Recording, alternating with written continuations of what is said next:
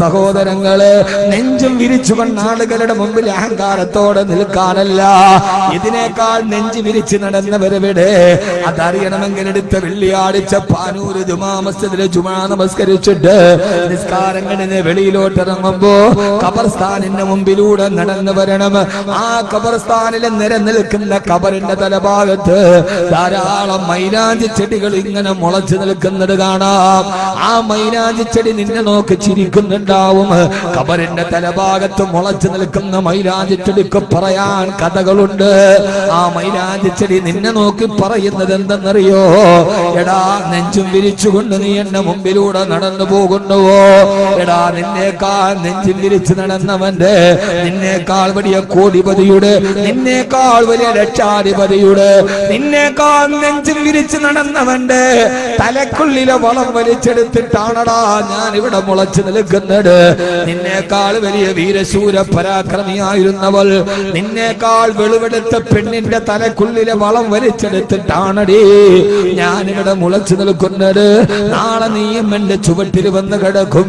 അന്ന് എന്റെ ശരീരത്തിന്റെ മാംസം നിന്നിട്ട് ഞാൻ തടിച്ചു കൊടുത്തു വളർന്നുവേടാ എന്ന് ഖബറിന്റെ മൈലാഞ്ചി ചെടി നിന്നോട് പറയുന്നത് കേൾക്കാം. അതുകൊണ്ട് ഈ ദുനിയാവിൽ ജീവിക്കുമ്പോ ഒരു വഴിയാത്രക്കാരനെ പോലെയുള്ള ജീവിതത്തിന്റെ നടുവിൽ നമ്മൾ ആരോട് മത്സരിക്കാനാണ്? ദുനിയാക്കയെ മുസാഫിർ മനസിൽ തരി ഖബർ ഹേ, दुनिया में कई सरहिना लाखों करोड़ आए, बाकी रहा न कोई मिट्टी से सो रही है. ആരടി മണ്ണിലെ തലചായ്ച്ച് മലന്ന് കിടക്കേണ്ട 3 ദിവസം കഴിഞ്ഞാൽ പുഴുക്കൾ കൊത്തി തിന്ന് അവയുടെ വിശപ്പടക്കേണ്ട മാംസവുമായി ഈ ലോകത്ത് നീ അഹങ്കാരത്തോടെ ജീവിക്കരുത്.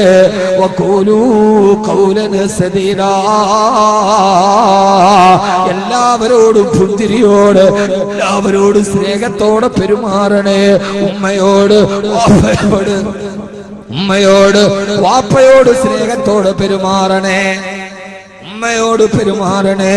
എല്ലാവരോട് സ്നേഹത്തോട് എല്ലാം പറയാൻ എനിക്ക് സമയമില്ല. എന്നാൽ സഹോദരാ, നിന്നെ നൊന്ത് പ്രസവിച്ച ഉമ്മയോട് ഒരിക്കലും കഅബാലയത്തിന്റെ ഭാഗത്ത് നിന്ന് ആയിരക്കണക്കിന് കിലോമീറ്റർ അകലെയുള്ള യമൻ നഗരത്തിലൊരു ഉമ്മ തളർന്നു കിടക്കുകയാണ്. മോനോട് പറഞ്ഞു, മോനെ, ഉമ്മാക്ക് ഹജ്ജ് ചെയ്യണമെന്ന് ആഗ്രഹമുണ്ട്, നടക്കാൻ കഴിയില്ല. മോൻ ചോദിച്ചു, ഉമ്മാക്ക് ഹജ്ജ് ചെയ്യണോ? അതെ മോനെ. എന്നാൽ ഉമ്മ എന്റെ തോളിലേക്ക് കയറുക. തളർന്ന് നടക്കാൻ കഴിയാത്ത ഉമ്മയെ തോളിലേറ്റി ആയിരക്കണക്കിന് കിലോമീറ്റർ സഞ്ചരിച്ചു പൊന്നുമോൻ കഅബാലയത്തിന്റെ മുറ്റത്തെത്തി. സഹോദര, ഇവിടുന്ന് കാട്ടുകപ്പള്ളി വരെ 5 കിലോമീറ്റർ നടക്കാൻ നമ്മളെ കൊണ്ട് കഴിയുമോ? ഉമ്മയെ തോളിലേറ്റി യമനിൽ നിന്ന് കഅബാലയത്തിന്റെ മത്താഫ് വരെ ആയിരക്കണക്കിന് കിലോമീറ്റർ പ്രിയപ്പെട്ട ഉമ്മാനെ തോളിലേറ്റി ആ മകൻ കഅബാലയത്തിൽ തവാഫ് ചെയ്യുമ്പോ അന്ന് കഅബാലയത്തിന്റെ മറുഭാഗത്ത് മസ്ജിദുൽ ഹറാമിലിരുന്ന് മഹാനായ അബ്ദുല്ലാഹ് ബിൻ സുബൈർ റളിയല്ലാഹു തആല അൻഹു ഖുർആൻ ക്ലാസ് എടുത്തുകൊണ്ടിരിക്കുകയാണ്. കഅബാലയത്തിന്റെ മത്താഫിലൂടെ ഉമ്മാനെ തോളിലേറ്റ് നടന്നുപോയ മകന് മുത്തബിഉസ് സുന്ന അബ്ദുല്ലാഹ് ബിൻ സുബൈർ റളിയല്ലാഹു അൻഹുവിനോട് ചോദിച്ചു, ഭദ്രേ മഹാനവറുകളെ, 1000 കിലോമീറ്റർ എന്റെ ഉമ്മാനെ തോളിലിരുത്തി നടന്നുവന്ന് ഈ കഅബാലയത്തിൽ എന്റെ ഉമ്മാനെ തോളത്തിരുത്തി ഞാൻ തവാഫ് ചെയ്യുകയാ. മഹാനവറുകളെ, എനിക്കൊരു ചോദ്യമുണ്ട്. എന്റെ ഉമ്മ എനിക്ക് വേണ്ടി സഹിച്ച കഷ്ടപ്പാടുകൾക്ക് പകരം ഞാൻ ചെയ്യേണ്ട കടമയ്ക്ക് ഇത് പകരമാകുമോ മഹാനവറുകളെ? അബ്ദുല്ലാഹ് ബിൻ സുബൈർ റളിയല്ലാഹു അൻഹുവിന്റെ മറുപടി, ഇല്ല മോനെ, ഇല്ല. എങ്ങനെയാണ് ഉമ്മ ചെയ്ത ത്യാഗത്തിന് ഇത് പകരമാവുക? നിന്റെ ഉമ്മ നിന്നെ പ്രസവിക്കാൻ വേണ്ടി കിടക്കുമ്പോ പല പ്രാവശ്യം പ്രസവ വേദന ഉണ്ടാകുമല്ലോ. ആദ്യത്തെ പ്രാവശ്യം പ്രസവ വേദന ഉണ്ടായപ്പോ ആ പ്രസവ വേദനയുടെ ആദ്യത്തെ വേദനക്ക് പകരമാവില്ല. 1000 കിലോമീറ്റർ നിന്റെ ഉമ്മാനെ തോളിലേറ്റ് നീ നടന്നു വന്നതെന്ന് മഹാനായ മുത്തബിഉസ്സുന്ന അബ്ദുല്ലാഹി ഇബ്നു സുബൈർ റളിയല്ലാഹു അൻഹു. ഏറെ പറയാൻ സമയമില്ല. സുജായി ചോദിച്ചതുപോലെ ബുദ്ധികൂർമ്മതയുള്ളവർക്ക് അല്പം മാത്രം പോരെ, ബുദ്ധിയുള്ളവർക്ക് അല്പം പോരെയോ? എങ്ങനെയാണ് ഉമ്മയോട് നല്ല വർത്തമാനം പറയാതിരിക്കുക? നിന്നെ പ്രസവ വേദന നിന്നെ പ്രസവിക്കാൻ നേരത്ത് അവരാദ്യം അനുഭവിച്ച പ്രസവ വേദനയ്ക്ക് പകരം വരില്ല. 1000 കിലോമീറ്റർ നീ അവരെ ചുമന്നുകൊണ്ട് നടന്ന് മഹാനായ അബ്ദുല്ലാഹി ഇബ്നു സുബൈർ റളിയല്ലാഹു അൻഹു. പല മക്കളും എന്നോട് ചോദിച്ചിട്ടുണ്ട്, ഉസ്താദേ നമ്മൾ എത്ര ചെയ്താലും അത് പകരമാവില്ല. അവരെന്ത് ചെയ്താലും കുഴപ്പവുമില്ല. എന്തുകൊണ്ടെന്ന് ചോദിച്ചാൽ മോനെ ഒരൊറ്റ മറുപടിയേ ഉള്ളൂ. നമ്മുടെ ഉമ്മാനെയും വാപ്പാനെയും നമ്മൾ നോക്കുന്നത് എന്തെന്നറിയോ? അവർക്ക് വയസ്സായില്ലേ, അവര് മരിക്കാറായല്ലോ, ഇനി അല്പകാലം കൂടിയല്ലേ അവരുള്ളൂ. അതുകൊണ്ട് എന്റെ ഉപ്പാനെ ഉമ്മാനെ എനിക്ക് നോക്കണം. അതുകൊണ്ടല്ലേ നമ്മൾ അവരെ നോക്കുന്നത്. പക്ഷെ അവര് നമുക്ക് വേണ്ടി ചെയ്തത് എന്റെ മകൻ ഉടനെ മരിച്ചു പോകുമല്ലോ, അവന് 2 ദിവസമേ ഉള്ളുവല്ലോ എന്ന് കരുതിയിട്ടല്ല. എന്റെ മകൻ കൈക്കുഞ്ഞായി എന്റെ കൈകളിൽ കിടക്കുകയാണ്. വർഷങ്ങളോളം അവന് ജീവിക്കേണ്ടവനാണ്. നാളെ മരിക്കുമെന്ന പ്രതീക്ഷയിൽ അവര് വളർത്തിയതല്ല. അവര് നാളെ അവസാനം വരെ പ്രതീക്ഷയോടെ അവര് വാരിക്കോരി തന്നവരാ. അവരുടെ കൈക്കുമ്പിളിൽപ്പെട്ട് താരാട്ടുപാടിയതല്ലയോ? അവർക്കുള്ള നെഞ്ചും മെത്ത പോലെ വിരിച്ചിട്ടതാ.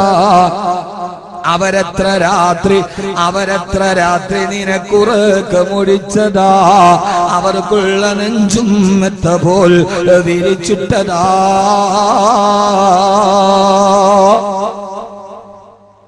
അവരുടെ നെഞ്ച് നിന്റെ മെത്തയായപ്പോ, അവര് നിനക്ക് വേണ്ടി കണ്ണുനീരോടെ വാത്തിരുന്നപ്പോ, പനി വന്ന മോനെയും താങ്ങിപ്പിടിച്ച് ആശുപത്രി കിടക്കയിൽ കണ്ണീര് പൊടിച്ച ഉമ്മ ഇവനുടനെ മരിക്കുമല്ലോ എന്ന് കരുതിയിട്ടല്ല നമ്മൾ വാപ്പാനെ ഉമ്മാനെ നോക്കുന്നത്. അവര് ഉടനെ മരിച്ചു പോകുമല്ലോ എന്ന് കരുതിയിട്ടാണ്. അതുകൊണ്ട് സഹോദരങ്ങളെ, മാതാപിതാക്കളോട്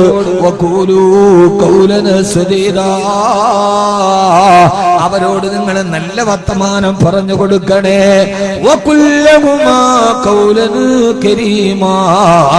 അവരോട് നിങ്ങൾ മാന്യമായ സംസാരം സംസാരിക്കണേ. അല്ലാഹു തൗഫീഖ് നൽകട്ടെ. ആമീൻ പറ മനുഷ്യന്മാരെ. അല്ലാഹു തൗഫീഖ് നൽകട്ടെ. സഹോദരാ, ചിലര് ഉമ്മയോടും വാപ്പയോടും ഭയങ്കര പൈങ്കിളി വർത്താനം, ഭയങ്കര സന്തോഷം. ഉമ്മായെ വാപ്പായെ താഴെ വെക്കില്ല മോനെ. അതുമാത്രമല്ല, ഉമ്മയോടും വാപ്പയോടും ഉമ്മാനോട് ഒടുക്കത്തെ സ്നേഹമാണ്. നിന്റെ ഉമ്മയോട് മാത്രമല്ല, സ്വന്തം നാടും വിട്ട് വീടും വിട്ട് ഉപ്പാനെ വിട്ട് വാപ്പാനെ വിട്ട് ഉമ്മാനെ വിട്ട് കൂടപ്പറപ്പുകളെ വിട്ട് കളിമുറ്റത്തോട് വിട പറഞ്ഞ് നീ 4 പേരുടെ മുമ്പിൽ വെച്ച് പറഞ്ഞ എന്ന ഒരു വാക്കിൽ വിശ്വസിച്ചിട്ട് നിന്റെ വിരൽ തുമ്പിൽ പിടിച്ചു 18ാമത്തെ വയസ്സിൽ നിന്റെ വാക്ക് വിശ്വസിച്ചിട്ട് നിന്റെ കൂടെ വന്ന് നിന്റെ കട്ടതയിലും നിന്റെ ദുരിതത്തിലും പങ്കാളിയായി നിന്റെ മക്കളെ പ്രസവിച്ചു തന്ന, നിനക്ക് ഭക്ഷണം വിളമ്പി തന്ന നിന്റെ ഒരു ഭാര്യയുണ്ട് കേട്ടോ. അവളോടും അവളോട് നിങ്ങൾ നല്ല വർത്തമാനം പറഞ്ഞു കൊടുത്തേക്കണേ.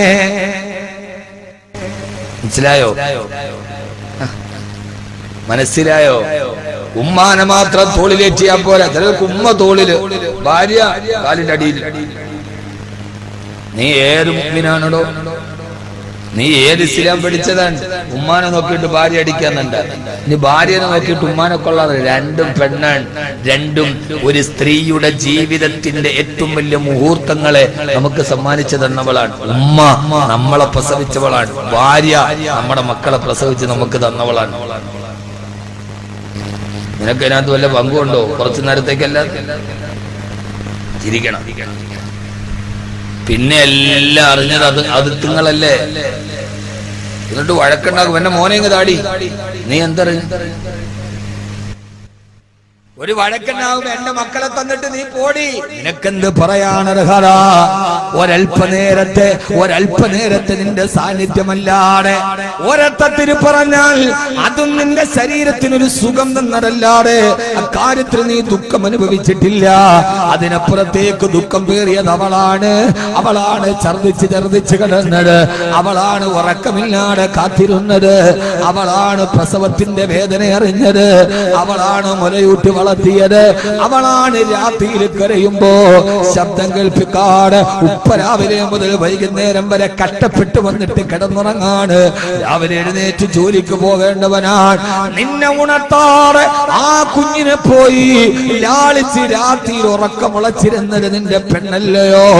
അവരെത്ര രാത്രി നിനക്കുറക്കമൊടിച്ചതാ, അവർക്കുള്ള നെഞ്ചും മെത്ത പോൽ വിരിച്ചിട്ടതാ. അതുകൊണ്ട് ഭാര്യയോട് സന്തോഷത്തിന്റെ നല്ല വർത്തമാനം പറയണേ.